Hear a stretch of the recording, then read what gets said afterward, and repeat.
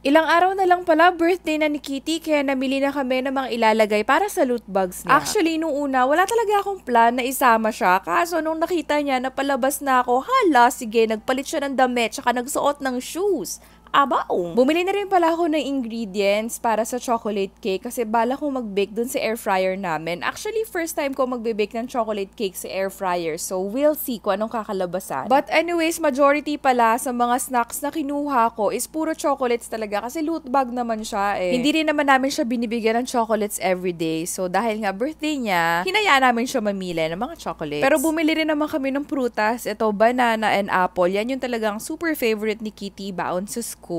Pati grapes and melon. Nag-take out na lang pala kami for dinner. Tapos, nung morning nga pala, dumaan muna ako sa school para kunin yung yearbook and progress report ni Kitty. Ito si Kitty sa yearbook nila last year and ito naman yung this year. O, diba? Laki niya na. Pagka-uwi sa bahay, nag-open muna ako ng mga package. Dumating kasi yung mga in-order ko na damit para sa birthday ni Kitty. Voice over yon. About. Para kay Kitty. Wow. Partner niya is this one. Parang school short pala, no? Pero kasi may theme yung party ni Kitty.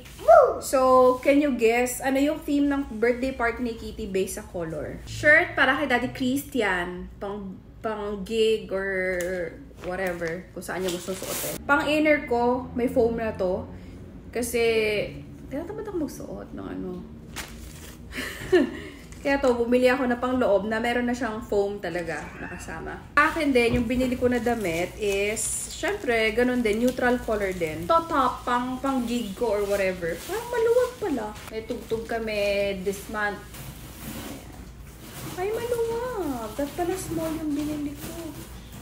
Masasabi mo maluwag kasi, ayan o, ang daming mga foldy-folds. Tapos may damit pa ako sa loob. Para sa birthday ni Kitty, gamit ko yung inner na panloob na binili ko. Cute!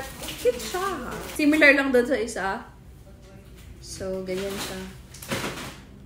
Ano ba tawag dito? Sheer? Tapos medyo see-through siya. Parang, kaya rin talaga ako bumili. Ng pang-inner. Ayan, o. Pwedeng white, pwedeng black. Dress! Wala pa rin kasi akong brown na dress. Na ganyan.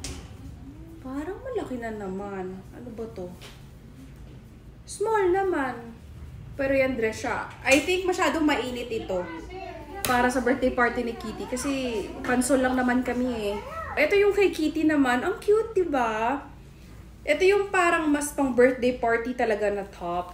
Na dress. Kasi yung kanina, pasok siya sa team, pero masyadong casual. Hindi siya mukhang birthday girl. At least ito mukha siyang birthday girl. Shirt na brown para pasok sa team ng birthday ni Kitty. So, pwede ako dito again, yung top na binili natin, ito. Para hindi masyadong mainit. Or pwede rin naman yung long sleeves kapag magigig kami. So, ayun. Ayun lamang, abaw. Abaw nga na lang ang birthday ni Kitty.